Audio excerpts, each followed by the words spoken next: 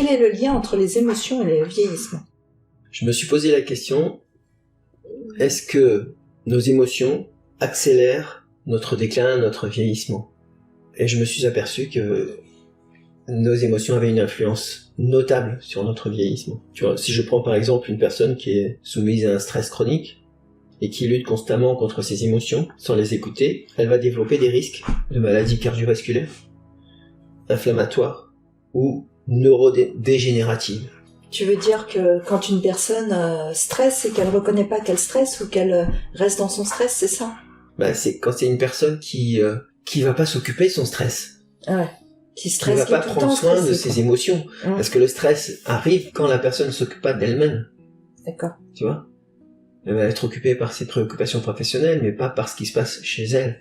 Et on arrive à un burn-out, on arrive à des situations extrêmes. Alors, concrètement, c'est quoi ? Y a des études qui ont montré que des émotions qui sont pas régulées, comme la colère chronique ou l'anxiété constante, ça a augmenté l'inflammation dans le corps et ça a accéléré le raccourcissement ce qu'on appelle des télomères. Les télomères, c'est les capuchons protecteurs de l'ADN. Et donc, le mode de vie émotionnel réactif contribue directement au vieillissement prématuré. Et ça, c'est quelque chose que je remarque aussi dans ma pratique. Je vois que les personnes qui, au fil des entraînements en intelligence émotionnelle, gardent une certaine énergie, une certaine jeunesse, et dans la durée, dans les années. Et donc ça va favoriser, évidemment, une bonne santé. Du coup, qu'est-ce que tu préconises alors ? Simplement dialoguer avec nos émotions. C'est ça que j'enseigne depuis bientôt 21 ans. Est-ce que tu peux donner un exemple de dialogue avec tes émotions ? Ouais, plutôt que de réprimer la tristesse ou d'exploser sous l'effet de la colère, il est possible de pratiquer des techniques d'intelligence émotionnelle, comme par exemple nommer l'émotion, écouter son message. Est-ce que ça pourrait être, par exemple, j'ai une grosse contrariété, j'ai envie de pleurer, et je fais tout pour retenir de pleurer, c'est au lieu de retenir de pleurer, c'est laisser couler, c'est ça ? Bien sûr, c'est laisser la tristesse s'exprimer. Ouais.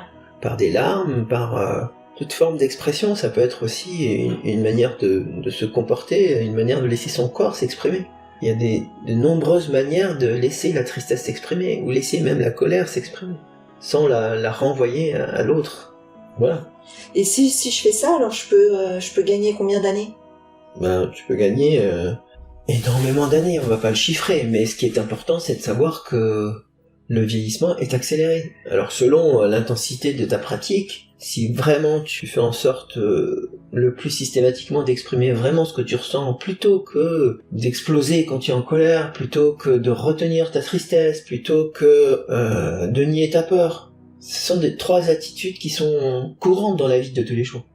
Et si on apprend à faire ça, oui, on va rester jeune et rester en bonne santé aussi. Parce que vieillissement, c'est aussi être en bonne santé.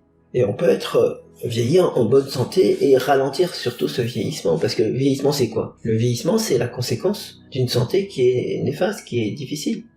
Ou plutôt d'une santé qui n'est pas prise en compte. C'est pour ça que tu fais beaucoup plus jeune que ton âge ? Je sais pas, probablement, peut-être. En partie, certainement, oui. En partie certainement. Et donc pour ça je remercie vraiment ce que j'ai appris à travers ces années, parce que non seulement je vieillis moins vite, mais en plus je me sens mieux, je me sens plus serein. Bien sûr, il y a les événements de la vie, bien sûr, il y a toujours des difficultés dans la vie comme tout le monde, mais j'aborde les problématiques avec plus de sérénité, avec moins de plaintes. J'ai beaucoup parlé du triomphe dramatique. Je pense que un des aspects importants aussi de développer notre intelligence émotionnelle, c'est de sortir de ce fameux triomphe dramatique où on peut se considérer comme victime de la vie, victime de son conjoint, victime de ses enfants, victime de je ne sais quoi. Ou encore on peut se sentir, plutôt on va le nier, mais parce que dans notre société c'est pas apprécié. On va nier notre côté dictateur, notre côté bourreau par rapport aux autres. Quand je vais harceler quelqu'un, je vais rentrer dans le rôle de bourreau. Ou alors, troisième possibilité aussi, qui est celle-là plutôt appréciée par la majorité des gens, c'est de sauver, être sauveur. Mais être sauveur, ça ne permet pas aux gens de développer leur autonomie. Sauver, ça peut être aussi être esclave de l'autre, de celui qui est victime. Et donc, sortir de ce triomphe dramatique, oui. Et ça s'apprend. Ok. Alors s'il y avait une chose à retenir, ça serait quoi? Alors s'il y avait une chose à retenir, c'est d'entamer le dialogue avec nos émotions, vraiment, et d'apprendre à le faire. Hein, si on ne sait pas le faire, et il y a des moyens. Il y a une journée, par exemple, que j'organise, qui est faite pour tout le monde, qui est ouverte à tout le monde, qui ne demande pas d'expérience particulière ou d'entraînement, pour apprendre le b.a.-ba, les bases de l'intelligence émotionnelle, les bases de la pratique émotionnelle, de façon à apprendre à vivre nos émotions, plutôt que de les combattre. Ok. Merci Gilles. Merci.